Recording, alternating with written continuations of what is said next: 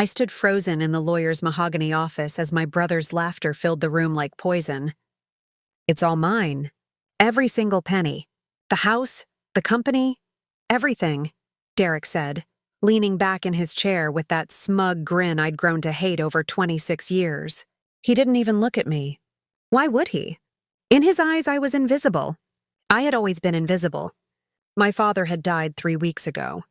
3 weeks of sleepless nights, of crying until my throat burned, of replaying every moment I should have said, "I love you," one more time. And here was Derek, already counting his inheritance before Dad's chair had even gone cold. "Mr. Harrison, please proceed." Derek waved his hand dismissively at the lawyer, like he owned him too. The office smelled of old leather and expensive cigars. Dark wood panels lined the walls, and rain hammered against the floor-to-ceiling windows behind Mr. Harrison's desk. Everything about this place screamed power and money. Everything I never had access to. I pulled my cardigan tighter around myself. At 24, I felt like a child again, sitting in the principal's office waiting to be punished for something I didn't do. My hands trembled in my lap. Mr. Harrison adjusted his reading glasses and cleared his throat. He was an older man, probably in his 60s, with silver hair and kind eyes that had seen too many families destroy themselves over money. "Before we begin," Mr. Harrison said slowly, "I need to inform you both that this reading may contain unexpected provisions." Derek laughed again. "Unexpected?" "Dad and I had an understanding. We built the company together while he finally glanced at me with disgust, was off finding herself or whatever useless thing she was doing. Finding myself. That's what he called the 2 years I spent caring for our mother while she died of cancer. The 2 years I put my life on hold, dropped out of college, and watched the woman who gave me life fade away in a hospital bed. Derek had visited twice. Twice in 2 years. "Let's just get this over with," I whispered, my voice barely audible. "What was that?" Derek cupped his ear mockingly.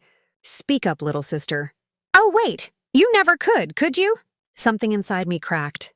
Not broke, cracked. Like ice on a frozen lake. That first dangerous sound before everything collapses. Mr. Harrison opened the leather-bound folder in front of him. The last will and testament of Richard Morrison, dated March 15th, 2024. My father's full name. Hearing it spoken out loud made everything real again. He was gone. Really gone. "I'll skip the legal preamble," Mr. Harrison continued, his eyes moving across the page. "Let's go directly to the distribution of assets." Derek sat forward, his eyes gleaming. He'd already mentally spent every dollar. I knew him. He'd probably made calls, made promises, maybe even made deals. "To my son, Derek Morrison," Mr. Harrison began. "Here we go," Derek whispered, pumping his fist. "I leave my collection of vintage watches, valued at approximately $50,000, and my Mercedes-Benz S-Class." Silence. The rain seemed louder suddenly. Each drop against the window was a tiny explosion. Derek's face went from triumphant to confused in seconds. "Wait, that's it? What about the company? The house? The investment portfolio?" Mr. Harrison continued without acknowledging him. "To my daughter, Emma Morrison." "My name." He said my name first. "I leave the entirety of Morrison Industries, including all shares, assets, and subsidiaries. I leave the family estate on Riverside Drive, along with all its contents. I leave my investment portfolio, currently valued at $8.3 million. I leave— Stop! Derek shot to his feet, his chair crashing backward. "This is impossible!" Mr. Harrison looked up calmly. "Mr. Morrison, please sit down." "I will not sit down. This is fraud." She manipulated him. She's been poisoning him against me. My heart was hammering so hard I thought everyone could hear it. $8.3 million. Morrison Industries? The house where I grew up, where Mom planted roses every spring, where Dad taught me to ride a bike in the driveway. There must be a mistake. I finally found my voice. "Dad and we barely spoke the last few years." "There is no mistake," Mr. Harrison said firmly. "Your father was very specific. He updated this will 6 months ago, and he was of completely sound mind. I have 3 witnesses who can attest to that, including 2 doctors. Derek's face had gone from red to purple. 6 months ago? He never said a word. Not one word! Perhaps, Mr. Harrison said quietly. He knew exactly how you would react. The temperature in the room seemed to drop 10 degrees. Derek turned to me, and for the first time since we were children, I saw real fear in his eyes mixed with rage. What did you do? What lies did you tell him? I started. You did something. You must have. But I hadn't. I had barely seen Dad after Mom died. He'd buried himself in work, and I'd buried myself in grief. We'd become strangers living in the same city, connected only by blood and painful memories. So why? Why would he leave everything to me? Mr. Harrison pulled out another envelope from the folder. This one had my name written on it in Dad's handwriting. Your father left this for you, Emma. He requested you read it privately, but given the circumstances, he slid it across the desk toward me. My hand shook as I reached for it. Don't you dare open that, Derek hissed. Whatever poison he wrote in there, whatever manipulation. Mr. Morrison, Mr. Harrison's voice cut like a blade. I strongly suggest you remember where you are and who you're speaking to. I held the envelope against my chest. Inside was the answer. Inside was the reason Dad had chosen me over the son who'd worked beside him for years. And I was terrified to find out what it said. I tore open the envelope with trembling fingers. Derek lunged forward, but Mr. Harrison stood up, his hand raised. One more step, and I'll have security escort you out. Your father gave explicit instructions about how this reading would proceed. The paper inside was thick, expensive. Dad's stationery. I recognized it from all those letters he used to write to business partners, back when people still wrote letters. My eyes scanned the words, and my vision blurred with tears. Emma, if you're reading this, I'm gone. I'm sorry I didn't say these things to your face. I'm a coward. I've always been a coward when it came to the things that mattered most. You think I didn't notice you these last few years? You think I forgot about you while you cared for your mother? The truth is, I noticed everything. Every sacrifice. Every sleepless night. Every time you called to update me and I pretended to be too busy to talk. I was ashamed, Emma. Ashamed that I couldn't face watching her die. Ashamed that you were stronger than me at 22 years old. Ashamed that your brother only visited twice and I said nothing. My hand flew to my mouth. He'd known. He'd known everything. What does it say? Derek demanded. Read it out loud. I couldn't. My throat had closed up completely. But Mr. Harrison gently took the letter from my hands. Your father authorized me to read this aloud if necessary, he said. He continued where I'd left off. Derek thinks he built the company with me, but the truth is he almost destroyed it. 3 years ago, he made unauthorized deals with Chinese manufacturers, cutting corners on safety standards to increase profit margins. When the lawsuits came, I paid $22 million in settlements to make them disappear. Derek went pale. He can't prove. I have all the proof, Derek. Every email, every forged signature, every lie you told me while I covered for you because you're my son and I loved you despite everything. Dad wouldn't, Derek whispered, but his voice had lost all its power. Mr. Harrison continued reading, his voice steady and clear. Emma, you probably think I'm giving you everything out of guilt. Maybe I am. But there's more to it. 6 months ago, you came to my office. Do you remember? You brought me lunch because you'd heard from my assistant that I'd been working 16-hour days. I remembered. It was a Thursday. I'd brought him his favorite sandwich from the deli near Mom's old hospital. He'd barely looked up from his computer. You sat in my office for 15 minutes, and you didn't ask me for anything. You didn't complain. You didn't blame me for not being there when your mother died. You just asked if I was eating enough, if I was sleeping, if I was okay. That's when I knew. I knew you were the only person in my life who loved me without wanting something in return. Not my money, not my company, not my approval, just me. I pressed my fist against my mouth, trying to hold back the sob building in my chest. Derek dropped back into his chair, his face blank with shock. This can't be happening. There's more, Mr. Harrison said. Derek, if you're there, listen to me now. I'm giving Emma everything because she's the only one who deserves it. But I'm also giving her something else. I'm giving her a choice. Emma, the company has a severance package in place for your brother. It's generous. $2 million, paid out over 10 years with conditions. He must complete anger management therapy. He must stay out of legal trouble. And he must never contest this will. $2 million? Derek exploded. That's nothing. The company is worth over $40 million. It's more than you deserve. I found my voice, and it came out stronger than I expected. After what you did. Derek's eyes locked on mine, and for the first time in our lives, I didn't look away. You knew, he said slowly. You knew about the lawsuits. No, I said honestly. But I'm not surprised. Mr. Harrison set the letter down.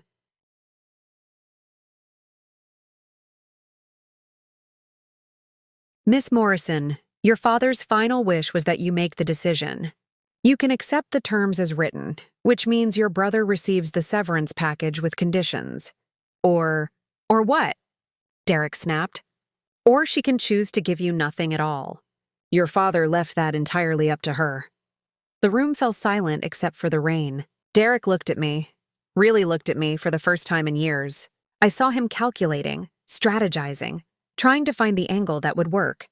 Emma, he said, and his voice had changed completely. Softer, almost brotherly. We're family. We're the only family each other has left. Don't, I said quietly. Mom would want us to stay together. Dad was sick when he wrote this. He wasn't thinking clearly. Dad was perfectly healthy 6 months ago, Mr. Harrison interrupted.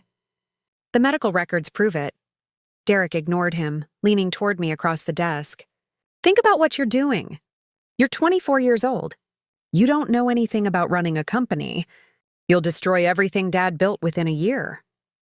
Maybe, I said. Or maybe I'll do what you could never do. Actually care about something other than money. His face twisted. You self-righteous little— Enough! Mr. Harrison's voice boomed through the office. Mr. Morrison, I'm giving you one warning. Control yourself, or leave. Derek's jaw clenched so tight I could see the muscles jumping. His hands were fists on the desk. This was my brother. We'd shared a home, parents, a childhood. He'd taught me to swim. I'd made him birthday cards with crayons and glitter. And now he looked at me like I was his enemy. The severance package requires an answer within 48 hours, Mr. Harrison said. Until then, Derek, you're still technically employed by Morrison Industries, though Emma now has the authority to terminate that employment at will. You wouldn't, Derek said, but his voice wavered. Would I?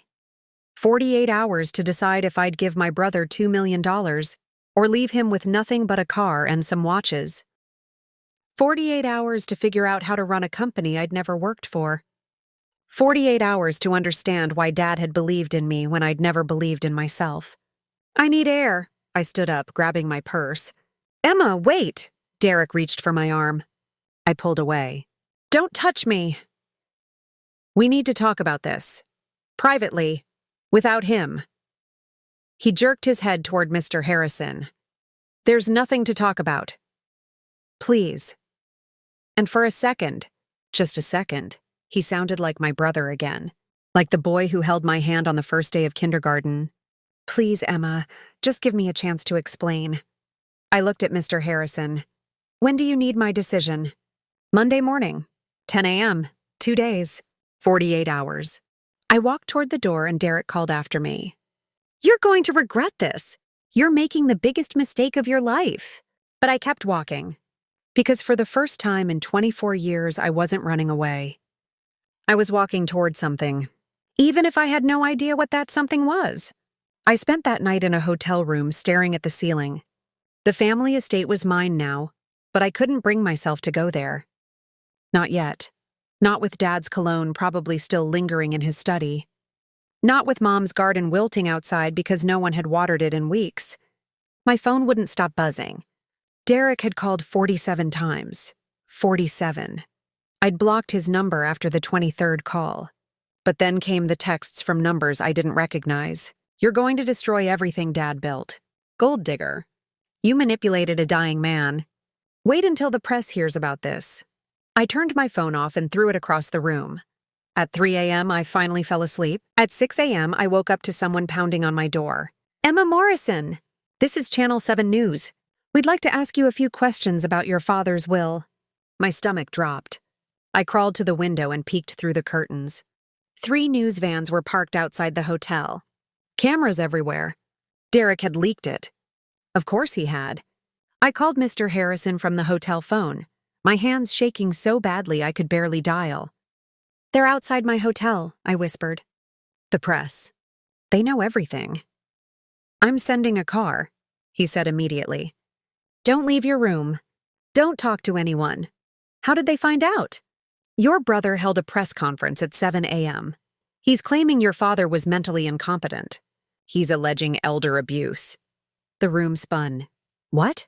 He has no case, Emma, but he's making noise, and noise sells papers. The car will be there in 10 minutes. Pack quickly! I threw my clothes into my suitcase, my mind racing. Elder abuse. Derek was telling the world I'd abused our father. The man I'd barely spoken to in 2 years. The man who'd left me everything because I'd brought him a sandwich. 9 minutes later, my phone, still off, started vibrating with the hotel phone's ring. The front desk. Miss Morrison, there's a gentleman here to see you. He says it's urgent. His name is James Chen. I didn't know any James Chen. Tell him I'm not available. He says he's from Morrison Industries. He says your father sent him? My father was dead. How could he send anyone? Send him up, I heard myself say. 3 minutes later, there was a soft knock. I looked through the peephole and saw a young Asian man in an expensive suit, maybe 30 years old, holding a briefcase. I opened the door a crack, keeping the chain on. Who are you? James Chen. I was your father's personal attorney for the company. Not estates, that's Harrison's department. Corporate law, contracts, acquisitions. He spoke quickly, efficiently. Your father asked me to contact you if anything happened to him. He said you'd need help.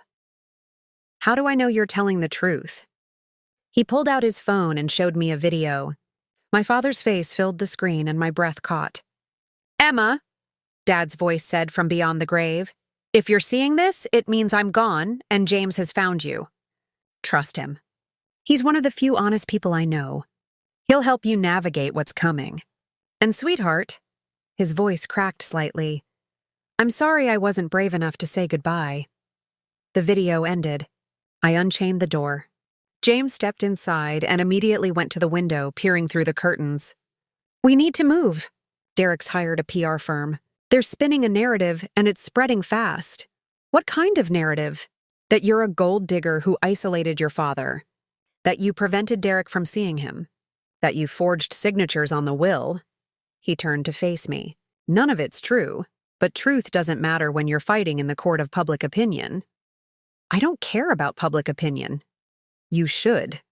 Because Morrison Industries is a public company. His voice rose with urgency. Stock prices respond to scandal. Your father's death already caused a dip. This circus your brother's creating, it could tank the value by 30%. 30%, millions of dollars, gone. What do I do? James smiled, and it was the first genuine smile I'd seen in days. You fight back. Your father prepared for this. He knew Derek would cause trouble. There's a board meeting Monday morning, same time as your deadline with Harrison. That's not a coincidence. I don't understand. Your father scheduled it months ago. He wanted you to face the board, to show them you're capable. But here's what Derek doesn't know. James opened his briefcase and pulled out a folder. Your father recorded everything. Every illegal deal Derek made. Every forged signature. Every bribed inspector. It's all here. I stared at the folder like it was a bomb. If we release this, Derek doesn't just lose his severance package. He goes to prison. Your father gave you the nuclear option, Emma. Why would Dad protect evidence like this? Why not just turn Derek in? James's expression softened. Because he was a father first. He hoped Derek would change. He hoped he'd never have to use this. But he wanted you to have the choice. Everything came back to choices. Dad had given me all the power and all the responsibility. The car's downstairs, James said. We go out the back entrance. I have a safe house prepared. You lay low until Monday, Then we walk into that board meeting together, and you show them exactly who Emma Morrison is.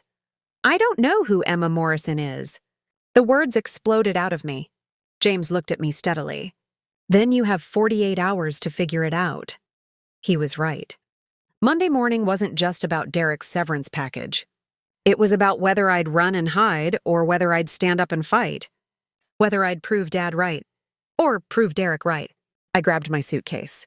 Let's go. The safe house was a penthouse apartment in downtown that overlooked the city. James had 3 laptops set up on the dining table, all streaming different news channels. My face was on every single one. Don't watch, he advised, but I couldn't look away. A blonde reporter stood outside Morrison Industries headquarters. Derek Morrison claims his sister manipulated their ailing father during his final months. He's calling for a full investigation into— I muted it. He's good, James said, typing rapidly on one of the laptops. I'll give him that. He's positioned himself as the grieving son protecting his father's legacy. And I'm the villain. For now. James pulled up a document. But we have 48 hours to change that narrative. Let me show you something. He turned the screen toward me. It was a financial report from Morrison Industries dated 3 years ago. See these numbers? This is when Derek made his unauthorized deals. Revenue spiked by 18% in 1 quarter. The board loved it. Your father got praised for his leadership. James scrolled down. Then the lawsuit started. Quality control failures. Safety violations.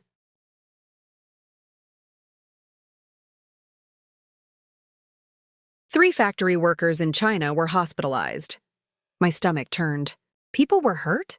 And your father paid them off quietly. Gave them medical care for life, set up their families. But he never told the board it was Derek's fault. He took the blame himself. Why would he do that? Because he was protecting his son, even when his son didn't deserve it. James closed the laptop. Your father spent 3 years cleaning up Derek's mess. That's why he was working 16-hour days. That's why he looked exhausted. He was saving the company from his own son's greed. I walked to the window. The city stretched out below me, millions of lights in the darkness. Somewhere down there, Derek was spinning his lies. And people were believing him. My phone, now back on, rang. Unknown number. Don't answer, James warned. I answered anyway. Hello? Emma Morrison? A woman's voice, older with a slight accent. My name is Margaret Chen. I worked for your father for 23 years as his executive assistant. Chen. Are you related to James? He's my nephew. He told me you might need someone to talk to. She paused. I knew your mother, dear. She was a wonderful woman. Something in my chest cracked. Thank you. Your father loved you very much. More than you know. After your mother passed, he had a picture of you on his desk. Every morning, he'd look at it before starting work.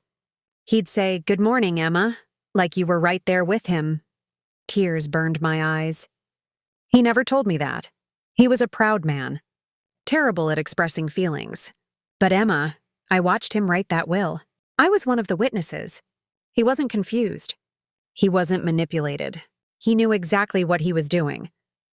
Then why is Derek saying these things? Because your brother is desperate. And desperate men are dangerous. Her voice hardened. Be careful at that board meeting Monday. Derek won't go down quietly. What do you mean? I mean, he's planning something. I don't know what. But I heard him on the phone yesterday, talking to someone about handling the situation. Those were his exact words. My blood went cold. Handling how? I don't know. But watch your back, sweetheart. Promise me. I promise. She hung up. James was watching me carefully. What did Aunt Margaret say? That Derek's planning something for Monday. Of course he is. James didn't seem surprised. He's probably going to challenge your competency to run the company. He'll argue you have no experience, no education, no qualifications. He'd be right. Would he? James stood up, his eyes intense. You cared for your dying mother for 2 years. You managed medical appointments, insurance claims, hospital staff, medications, end-of-life decisions. You were 22 years old and you did it all alone. That's not the same as running a company. It's exactly the same. Running a company is about managing people, making hard decisions under pressure, and caring about something bigger than yourself. You've already proven you can do all of that. I wanted to believe him, but doubt was a heavy weight in my chest. James's phone buzzed. He looked at it and cursed under his breath. Derek just posted on social media. It's going viral. He showed me the screen. Derek's face, tears streaming down his cheeks, standing in front of our childhood home. The caption read, "My father built this house with his own hands. Now my sister wants to take it from me. She wants to erase our family's legacy. Dad, if you can hear me, I'm so sorry I couldn't protect you." The comments were brutal. She's a monster. Gold digger witch? Someone should investigate her. Poor Derek. He deserves everything. I felt sick. Turn it off, I whispered. James did, but the damage was done. Derek had won the first battle. Public opinion was on his side. We need to respond, James said. We need to tell your side. No. Emma, I said no. I looked at him. I'm not playing his game. I'm not going to cry on camera or beg for sympathy. If the board wants to see who I am, they'll see it Monday morning. In person, face to face. James studied me for a long moment. Then he smiled. Your father would have said the exact same thing. Good. I pulled out the folder with Derek's evidence. Then let's figure out exactly how we're going to destroy him. Outside, the city glittered with indifference. Monday was coming, and I was done running. Sunday night I couldn't sleep. James had gone over the board meeting strategy a dozen times. I knew the names of all 12 board members. I knew their voting history, their concerns, their loyalties. But knowing facts and having courage were two different things. At 2 a.m., I found myself standing in front of the mirror, practicing my opening statement. Good morning. My name is Emma Morrison, and I'm here to... My voice cracked. I sounded like a scared child. I tried again. Good morning. I'm Emma Morrison. My father left me this company because what? Because I brought him a sandwich? Because Derek was a criminal? Because I was the lesser of two evils? You're wasting your time, I told my reflection. My phone buzzed. A text from an unknown number. Don't go tomorrow. You'll regret it. Then another. I'm trying to protect you, Emma. This will end badly. Derek. He'd gotten a new number. The board will eat you alive. Take the easy way out? Give me the company, take your millions, and walk away. We can both win. I stared at the messages. Part of me, a small, terrified part, wanted to do exactly that. Take the money and run. Let Derek have his company and his legacy. But then I remembered Mom. Mom, who'd spent her last days telling me I was stronger than I believed. Mom, who'd made me promise I wouldn't let anyone make me feel small. I won't run, I whispered to her memory. I blocked Derek's new number and went back to the mirror. This time, when I spoke, my voice was steady. Monday morning arrived with gray skies and cold rain. James picked me up at 8 a.m. sharp. He'd brought me a suit, black, perfectly tailored, expensive. Your father had this made for you 6 months ago. He never got the chance to give it to you. I touched the fabric and my throat tightened. Dad had known. He'd been preparing me even when I didn't know I needed preparing. The drive to Morrison Industries took 20 minutes. 20 minutes of silence while my heart hammered against my ribs. The building was downtown, 15 stories of glass and steel. Dad's dream, built from nothing. Now mine. News vans were already parked outside. Reporters swarmed the entrance. Back door, James said, steering the car around. We entered through the underground garage. Empty. Quiet. Our footsteps echoed on the concrete. The elevator ride to the 14th floor felt like descending into battle. Remember, James said quietly, you don't need to prove you're perfect. You just need to prove you're better than Derek. The elevator doors opened, and there he was. Derek stood in the hallway outside the boardroom, flanked by 2 men in expensive suits. His lawyers, probably. He looked tired. Dark circles under his eyes, hair not quite as perfectly styled as usual. Good. He should be tired. Emma, he said, his voice almost gentle. You came. Did you think I wouldn't? I hoped you wouldn't. I hoped you'd be smart enough to realize you don't belong here. Your hope was misplaced. One of his lawyers stepped forward. Miss Morrison, I'm Robert Keller. I represent your brother. We'd like to propose a settlement before this meeting begins. 50-50 split of all assets. You and Derek become co-CEOs. Everyone wins. Everyone except the company, James said coldly. The company will be fine, Keller continued. But if you go into that boardroom unprepared, you'll embarrass yourself. These are serious people. They don't have patience for what? I cut him off. For women? For 24-year-olds? Say what you mean. Keller's jaw tightened. For unqualified heirs who think DNA entitles them to power. Then I guess we'll see if the board agrees with you. Derek moved closer, lowering his voice. Emma, please. I'm your brother. We're blood. Don't let these lawyers and board members turn us against each other. You did that yourself when you leaked lies to the press. I was angry. I was hurt. Dad betrayed me and I lashed out. But we can fix this. We can run the company together. Like he would have wanted. Dad wanted me to run it alone. He was very clear. Because you manipulated him. Derek's mask slipped. You swooped in with your fake concern and your sad eyes, and you made him think I was the villain. You are the villain, Derek, and today everyone's going to know it. His face went dark. If you walk into that room, I will destroy you. I will show them every mistake you've ever made. Every failed class. Every job you quit. Every weakness. Do it, I said. I'm not afraid of you anymore. The boardroom doors opened and a woman appeared. Late 50s, silver hair, sharp eyes. Janet Friedman, the board chairwoman. We're ready, she said. This was it. The moment everything changed. Derek's lawyer touched his arm, whispering something urgent. James leaned close to me. Remember what your father saw in you. I walked toward the boardroom, my heels clicking on the marble floor. 12 people sat around a massive oak table. 12 sets of eyes turned to watch me enter. At the head of the table was an empty chair. Dad's chair. My chair now.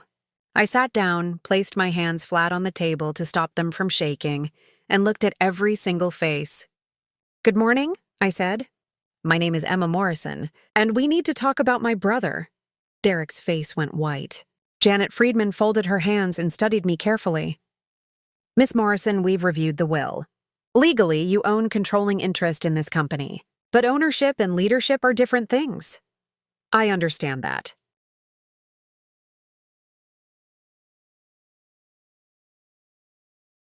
Do you? An older man to her left spoke up.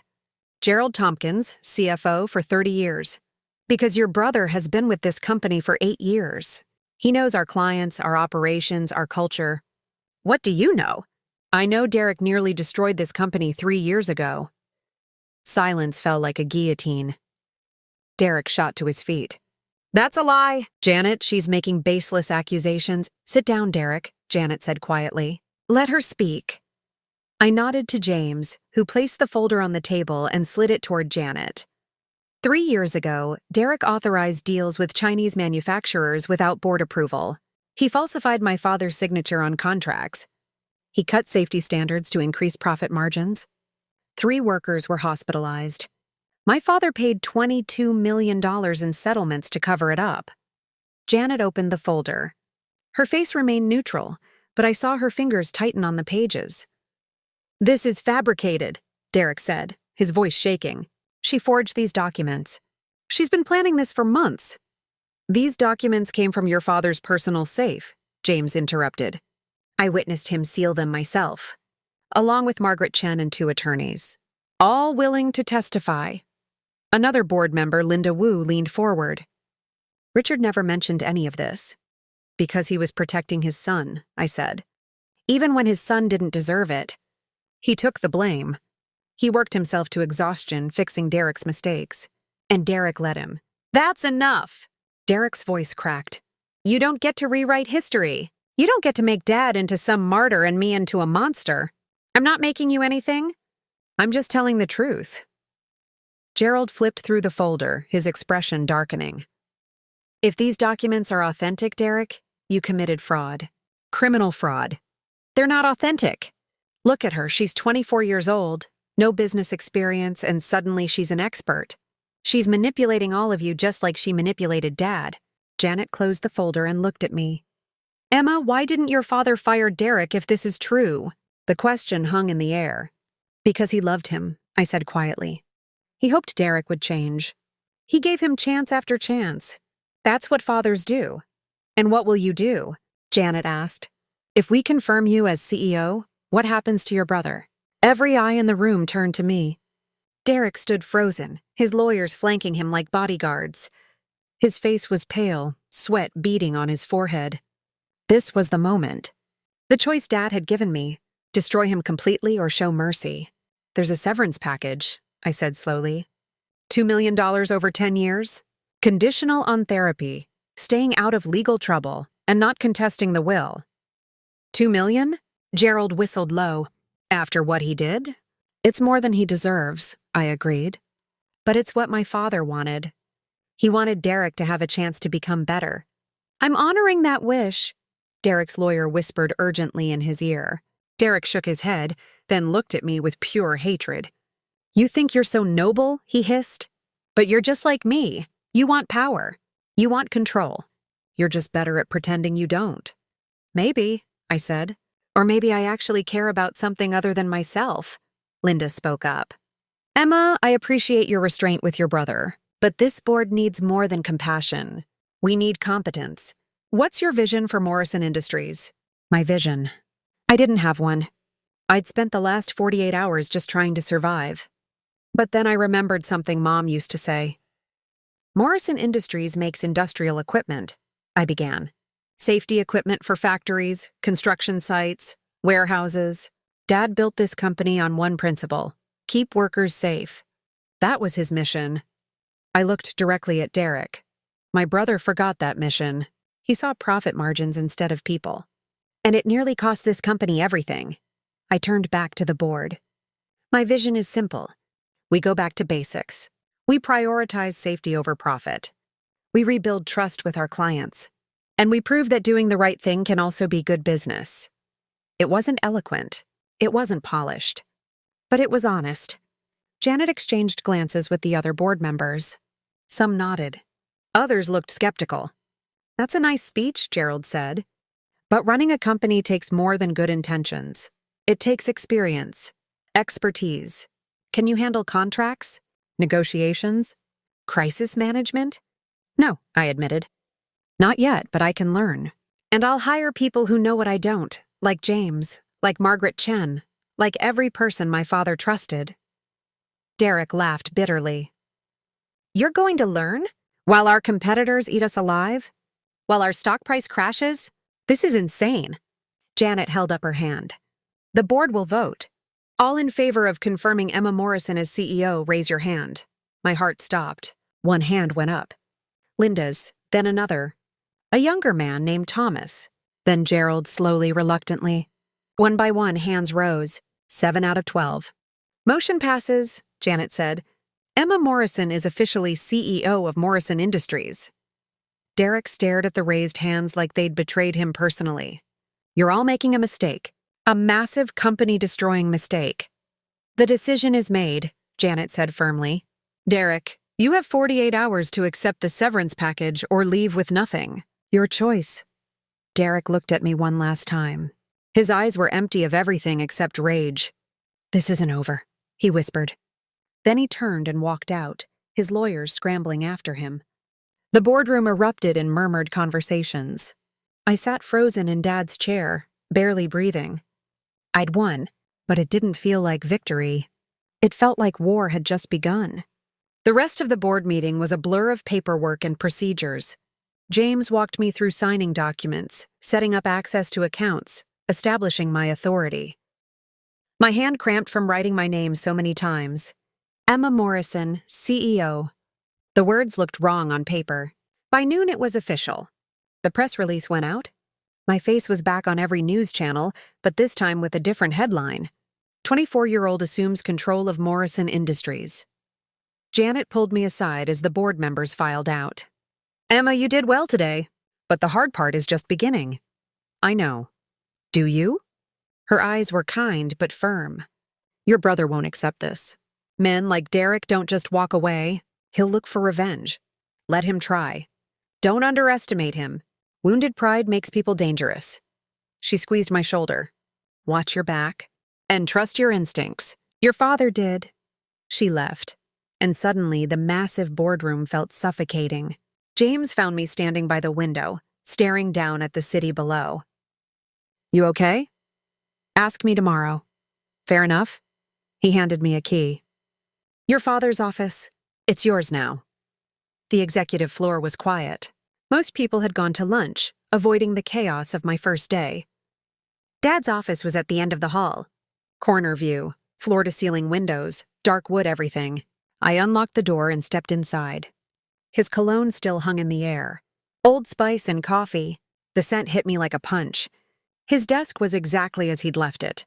Pens lined up precisely, papers stacked neatly. And there, in a silver frame, was the picture Margaret had mentioned. Me at Mom's funeral. Black dress, red eyes, trying to smile for the camera. He'd looked at this every morning. Good morning, Emma, I whispered, touching the frame. My phone rang. Margaret Chen. Congratulations, dear, she said warmly. I watched the press conference. You made your father proud. Thank you. For everything. For warning me about Derek. About that. Her voice changed, became urgent. He came back to the building 20 minutes ago. Security logged him in. He went to his office. My blood ran cold. Why would he do that? I don't know. But Emma, he looked different, calm, too calm. Like someone who'd made a decision. What kind of decision? The dangerous kind. I'm on the 12th floor. His office is locked, but I can hear him moving around inside. Should I call security? No, I'm coming down. James tried to stop me. Emma, this is a bad idea. Let security handle it. He's my brother. This is between us. That's exactly why you shouldn't go alone. But I was already heading to the elevator. Derek's office was 3 floors down. Executive level, but not as high as Dad's had been. That had always bothered him. I could hear voices as I approached. Derek's and someone else, a woman. I pushed the door open without knocking. Derek stood behind his desk, stuffing files into a briefcase. Across from him was someone I didn't expect. Sarah Mitchell, Morrison Industries head of communications. Blonde, polished, 40-something. She'd worked here for 15 years. Emma? Sarah said smoothly. Congratulations on your appointment. What are you doing here? Derek asked me to help prepare his exit statement. We want this transition to be smooth. Lies. Everything about her body language screamed lies. Derek looked up and his eyes were red. He'd been crying. Come to gloat? Come to ask what you're doing. Cleaning out my office. That's what you want, isn't it? Me gone? You have 48 hours to decide about the severance. I already decided. He slammed the briefcase shut. I'm not taking your charity. I'm not taking anything from you. Then what will you do? He smiled, and it was the coldest thing I'd ever seen. I'm going to burn it all down. Sarah touched his arm. Derek, we discussed this. Tell her, Derek said. Tell her what we found. Sarah hesitated, then pulled out her phone. 3 months ago, your father made some unusual transactions. Large sums moved offshore. It could be interpreted as tax evasion. My stomach dropped. That's not possible.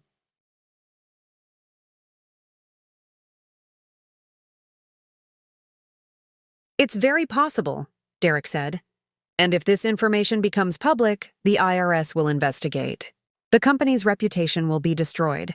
Stock price will crash. Everything Dad built, gone. You're lying. Am I?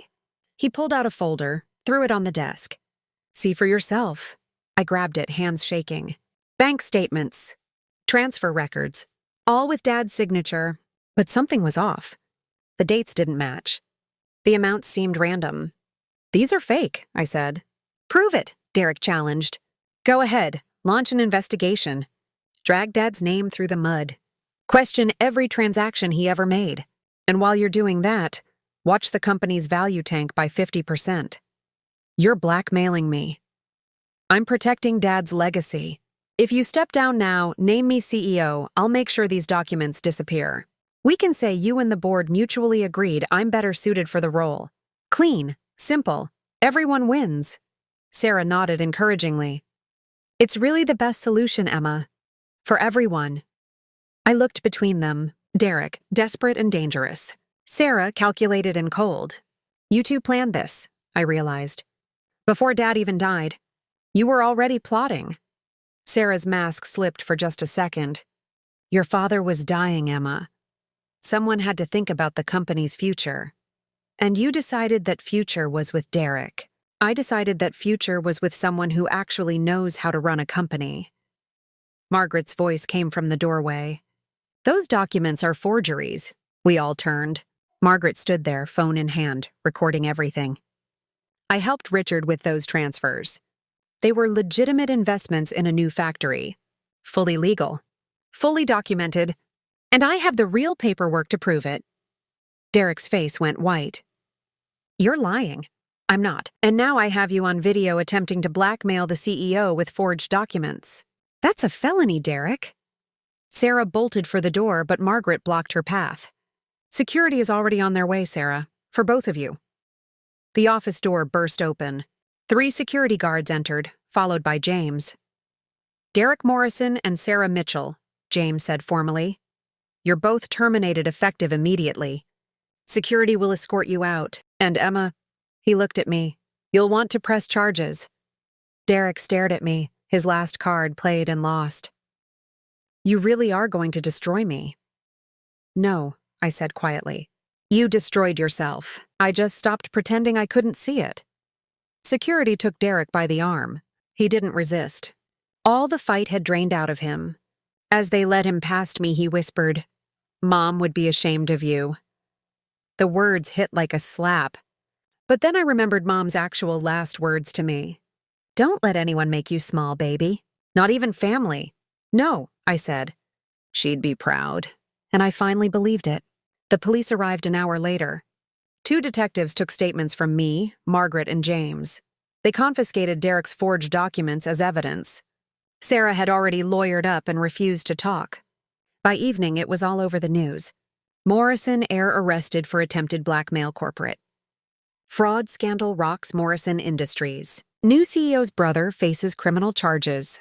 I sat in Dad's office, my office, watching the sun set over the city. The phone hadn't stopped ringing. Reporters, investors, board members. Everyone wanting a statement. James handled most of it. He was better at this than me. Margaret brought me tea and sat down across the desk. How are you holding up? I don't know. Ask me in a year. Your father would be so proud of you today. Would he? I looked at her. I just had my brother arrested. I destroyed what's left of our family. You protected yourself in this company. That's what leaders do. She sipped her own tea. Derek made his choices, Emma. You didn't force him to forge documents or attempt blackmail. But I could have given him the company. I could have walked away. None of this would have happened. And Derek would have destroyed everything your father built within 5 years. You know that. I did know that. But knowing didn't make it hurt less. My phone buzzed. A text from an unknown number. I hope you're happy. You've ruined my life. But you haven't won. This isn't over. Derek. Still fighting even from a police station. I blocked the number and turned off my phone. Go home, Margaret said gently. You've had the longest day of your life. Rest. Tomorrow we start fresh. Home. Where was home now? The hotel? The family estate I still couldn't face? James appeared in the doorway. Emma, there's someone here to see you. He says it's important. His name is Father Michael O'Brien. I didn't know any priests. Send him in. An elderly man entered, maybe 70, with kind eyes and a warm smile. He wore a simple black shirt with a white collar. Miss Morrison, thank you for seeing me. I know you've had a difficult day. Do I know you? No, but I knew your father. I was his priest for 20 years. I performed your mother's funeral service. I remembered him now, vaguely. A gentle voice reading prayers while I'd tried not to collapse. What can I do for you, Father? He pulled an envelope from his jacket. Your father asked me to give you this. He said to wait until after the will reading, after the board meeting, after everything settled. He said you'd need it most when the dust cleared. Another letter. Another message from beyond the grave. He gave this to you when? 2 months before he died. He knew he didn't have much time left. Heart disease, advancing faster than his doctors expected. My hands shook as I took the envelope. Did he tell you what's inside? No, but he said it would help you understand. Father O'Brien stood. I'll leave you to read it privately. If you ever need someone to talk to, Emma, my door is always open. He left quietly, and I was alone with Dad's final words. I opened the envelope carefully. Emma, if you're reading this, it means you survived. You faced the board. You stood up to Derek. You claimed what I left you. I'm proud of you. I wish I'd told you that more when I was alive. I wish I'd told you a lot of things. You're probably wondering why I did this. Why I gave you a company you never asked for. Why I put you through this nightmare. The truth is, I was dying. The doctors gave me 6 months. I had time to think about my legacy, about what mattered. And I realized Derek had never loved the company. He loved what it represented, power, money, status.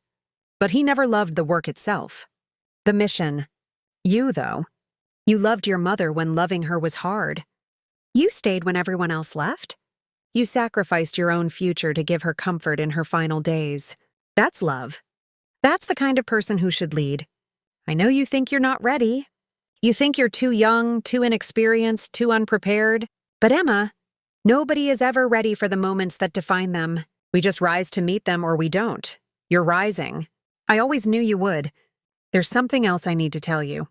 Something about Derek that might help you understand him, if not forgive him. My breath caught. What else could there possibly be? When Derek was 16, he was accepted to MIT, full scholarship. His dream school. But I needed him at the company. I was expanding rapidly, and I convinced him to stay. I told him family came first. I told him he could always go to college later. He never went. He gave up his dream for me, for the company, and I think part of him has resented me, resented all of us ever since. I'm not excusing what he became, but I'm explaining it. I failed him, Emma.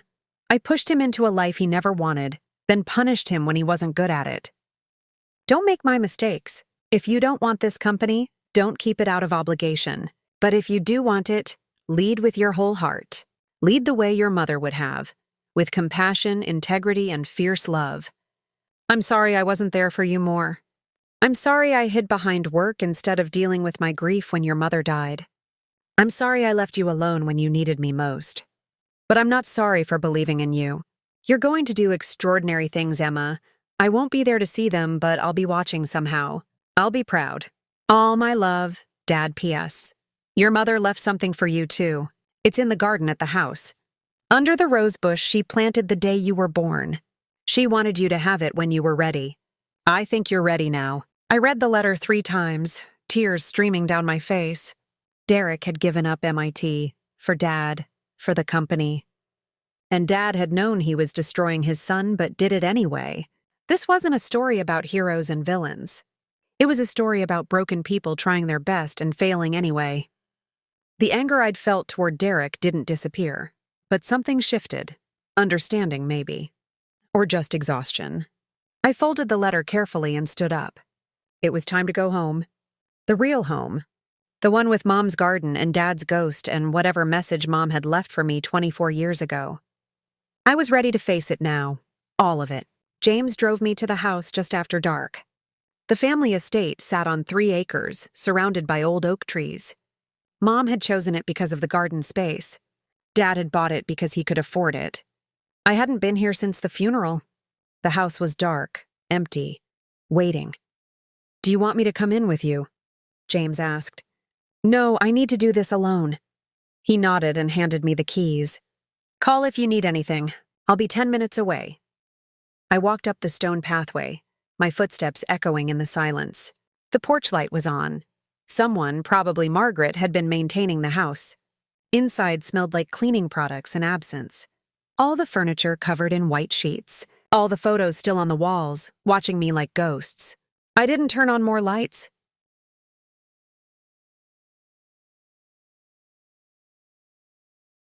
I went straight through the house to the back door. The garden was overgrown. 3 weeks of neglect had let the weeds take over. But Mom's roses were still there, climbing the trellis by the back fence. I found the rosebush Dad had mentioned. Pink blooms, even in October. Mom's favorite. I knelt in the dirt and started digging with my bare hands. 6 inches down, my fingers hit something hard. Metal. A small box wrapped in plastic to protect it from moisture. I pulled it out, brushed off the dirt, and sat back on my heels. My hands were shaking as I opened it. Inside was a letter in Mom's handwriting, and beneath it, a locket. I opened the locket first. 2 pictures. One of Mom holding baby me in the hospital. One of Dad kissing my forehead while I slept. We'd been happy once. Before the company consumed Dad. Before the cancer consumed Mom. Before everything fell apart. I unfolded Mom's letter, and her voice came alive in my mind. My darling Emma, if you're reading this, I'm gone. I'm sorry I had to leave you so soon. There was so much more I wanted to teach you. So many more moments I wanted to share. But life doesn't wait for us to be ready. By now, you probably know about your father's will. He told me his plans before he told his lawyers. He asked if I thought you could handle it. If I thought you were strong enough. I told him you were the strongest person I knew. Emma, you spent 2 years watching me die. You bathed me when I couldn't do it myself. You held my hand through every treatment. You smiled even when I knew you were breaking inside. You were 22 years old, and you handled it with more grace than most people manage in a lifetime. That's when I knew. You could handle anything. Your father is giving you something precious, but it's also a burden. The company will demand everything from you. It will consume your time, your energy, your peace, just like it consumed him. But here's what I need you to remember. You are not your father. He let the company become his entire identity. When it succeeded, he succeeded. When it struggled, he struggled. He forgot how to exist outside of it. Don't make that mistake. The company is just a thing, Emma. Buildings and contracts and numbers on paper. What matters is what you do with it. How you treat people. What values you stand for. Who you become in the process. Your brother will be angry. He'll feel cheated. And maybe he's right to feel that way. Your father made mistakes with Derek. He pushed too hard, demanded too much, and never acknowledged when Derek needed something different. But Derek made his own choices too. Nobody forced him to become cruel. Nobody forced him to value money over people. You can't fix your brother, sweetheart. You can't save him from himself. You can only protect yourself and the things that matter. I know you'll be tempted to sacrifice your own happiness to make peace. You've always been like that. Always putting others first. Always swallowing your own pain to spare someone else's. Don't. Your happiness matters. Your dreams matter. Your life matters just as much as anyone else's. If running the company makes you miserable, sell it. Walk away. Your father will understand wherever he is. And I'll understand too. But if it gives you purpose, if it makes you feel alive, then pour yourself into it. Build something beautiful. Build something that helps people. Build something you're proud of. Just don't lose yourself in the process. I love you more than words can express. I loved you from the moment I knew you existed. And I'll love you forever, even from wherever I am now. Be brave, my darling. Be kind. Be true to yourself. And know that I'm always with you. All my love, always and forever, Mom. I clutched the letter to my chest and sobbed. For Mom. For Dad. For the family we used to be before everything broke. For Derek, who'd given up his dreams and became bitter because of it. For myself, 24 years old and suddenly responsible for everything. The tears came in waves, each one pulling me deeper into grief I'd been holding back for years. But underneath the grief was something else. Relief. Mom had given me permission to walk away if I wanted. She'd given me permission to choose myself. And Dad had given me permission to try. I sat in that garden for an hour, crying and breathing and letting everything wash over me. When I finally stood up, my knees were covered in dirt and my eyes were swollen. But something had shifted inside me. I knew what I wanted now. I wanted to keep the company. Not because Dad had left it to me. Not because I was trying to prove something to Derek or the board or anyone else. But because Mom was right. I could build something beautiful with it. Something that actually helped people. Something that honored both my parents without being consumed by their mistakes. I walked back inside the house and turned on all the lights. This was my home now. My company, my life. And I was going to live it on my own terms. I pulled out my phone and called James. "I know what I want to do," I said when he answered. "With the company, with everything." "Tell me." "Tomorrow, I'm announcing a new direction for Morrison Industries. We're going to prioritize worker safety above everything else. We're going to pay fair wages. We're going to treat people like they matter, not like numbers on a spreadsheet." "That'll cut into profit margins," James warned. "I don't care. If the board doesn't like it, they can vote me out. But I'm not going to spend my life running a company that treats people the way Derek did." James was quiet for a moment. Then he laughed. "Your father would have had a heart attack hearing that. But Emma, I think it's exactly what this company needs." "Good, because I'm done being afraid. I'm done apologizing for existing. Starting tomorrow, I'm doing this my way. Then I suggest you get some sleep. Tomorrow's going to be intense." I hung up and looked around the house one more time. The ghosts were still here. Moms and dads, but they didn't scare me anymore. They were just memories now, beautiful and painful in mine, and I was ready to make new ones. 3 months later, I stood in front of the entire company for our quarterly meeting. 200 employees filled the auditorium. 200 faces watching me, judging me, wondering if the 24-year-old CEO knew what she was doing. Some days I still wondered that myself. But today wasn't one of those days. 3 months ago, I inherited this company. I began, my voice steady and clear. Most of you thought I'd fail within weeks. Some of you hoped I would. A few uncomfortable laughs rippled through the crowd. I don't blame you. I was young, inexperienced, and I'd never even worked here. Why should you trust me? I clicked to the next slide. Numbers, statistics, results. In the last quarter, we've increased worker safety compliance by 40%. We've raised minimum wages by 15%. We've implemented new training programs and mental health resources. And our client satisfaction scores have reached an all-time high. Murmurs of surprise spread through the audience. Profit margins are down 8%, I continued honestly. The board wasn't happy about that. Some of them wanted me to reverse course, go back to the old way of doing things. I paused, letting the tension build. I told them no. James, sitting in the front row, smiled. Because this company isn't just about profit. It's about people. It's about building something that matters. And if we can't do that while treating our workers with dignity, then we don't deserve to exist. The applause started slowly, then built into something thunderous. I hadn't expected that. After the meeting, Margaret found me in my office. That was quite a speech. Think it'll work? It already is working. Morale is higher than it's been in years. People actually want to work here again. She set down a folder. Speaking of which, you have a visitor.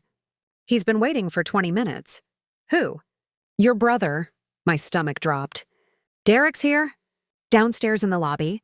Security wouldn't let him up without your permission. I hadn't seen Derek since his arrest. He'd taken a plea deal. Probation, community service, mandatory therapy. No jail time, but his reputation was destroyed. No company would hire him now. Should I have security remove him? Margaret asked gently. I thought about Mom's letter, about Dad's confession, about the complicated truth that Derek was both villain and victim. No, send him up. 5 minutes later, Derek stood in my doorway. He looked different, thinner, older. The arrogance was gone, replaced by something raw and broken. Hi, he said quietly. Hi. We stared at each other across an impossible distance. I'm not here to apologize, he said finally. I mean, I should apologize. I know that. But the words feel empty. Then why are you here? He pulled out a check and set it on my desk. I'm paying back the severance. All of it. I never cashed any of the checks. I couldn't. I looked at the check. $2 million. The amount Dad had set aside for him. Derek, you need that money. I need to not be the person who took your charity. His voice cracked. I need to be able to look at myself in the mirror without wanting to punch it.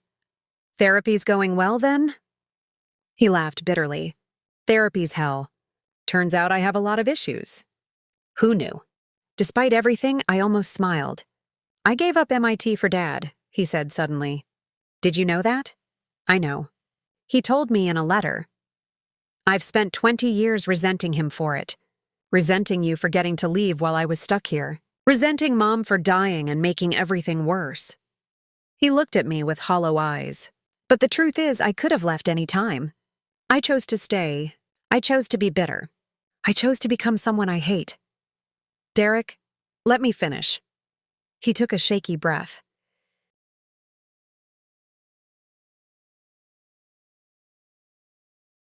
I was cruel to you for years.